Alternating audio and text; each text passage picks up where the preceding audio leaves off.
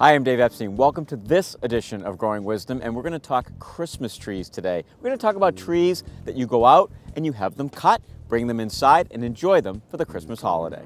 To do that, we brought in John Moretti, and John is a tree expert at Weston Nurseries in Hopkinton, Mass.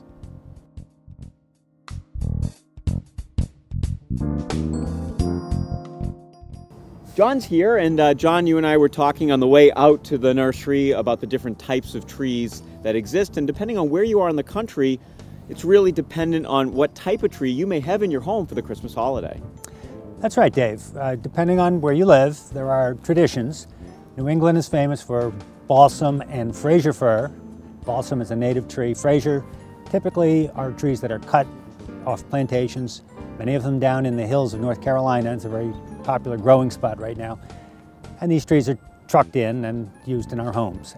In the Midwest, the favorite tree usually is Scotch pine, which we will carry occasionally, but there isn't huge demand in New England for that tree. Out on the West Coast, most of the Christmas trees have to be flown in and consist mostly of balsam fir.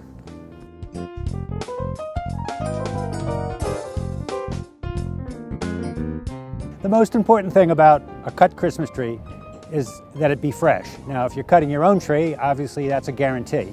If you're going to a Christmas tree lot, the selection of the tree includes the important checking the needle to make sure that it remains firmly attached to the branch. We usually will sort of pull on the branches a little bit to see if we can get needles, whether they stay on the tree or whether they drop. Some people will pick up the tree from the stand and give it a good hearty slap on the ground, and if excessive needle drop seems to be the case, you probably are not dealing with a fresh tree.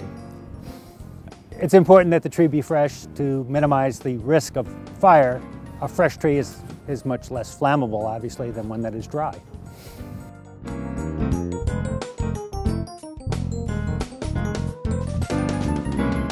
Well, of course, the tree needs to be placed into a stand, and this does not consist of two pieces of wood nailed together. This should be in something that holds water. The tree will consume quite a bit of fresh water, which needs to be replenished daily. The stand obviously is very important, both for support and for providing the reservoir of water that the tree will need. Be sure that the stand is large enough for the tree that you are selecting. And some homeowners actually will use trees, 10-foot, 12-foot trees, and place them into these tiny little stands where they shave the butt of the tree down. There's a stability issue there. So when you buy the tree, if you need a Christmas tree stand, please ask the attendant to advise you as to the size of stand that you need to safely erect the tree once you get it back home.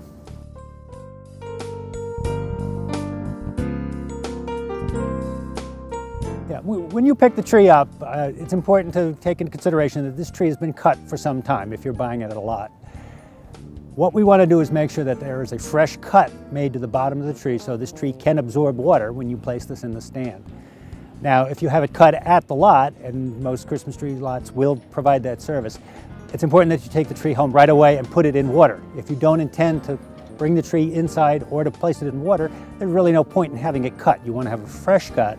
So the thing to do would be to take the tree home, ideally store it in a bucket of water, but make a cut when you get it home before you place it in the water, and possibly recut it when you bring it into the house to place it into the stand.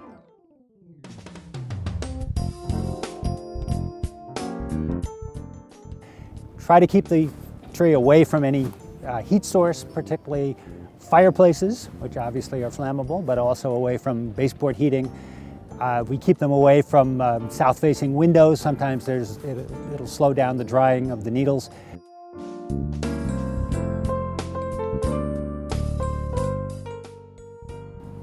Yeah, once the Christmas season is done and the 2-3 week period that the tree's been in the house begins to become quite brittle and needles begin to fall, most people will attempt to recycle these. They'll take them down to the town dump or maybe this municipal pickup. There are uses for the tree in your own yard, however, and sometimes we will take the tree and remove the branches, and we can use the boughs to cover up tender plants like roses or hypericum or things that we winter that sometimes require additional protection.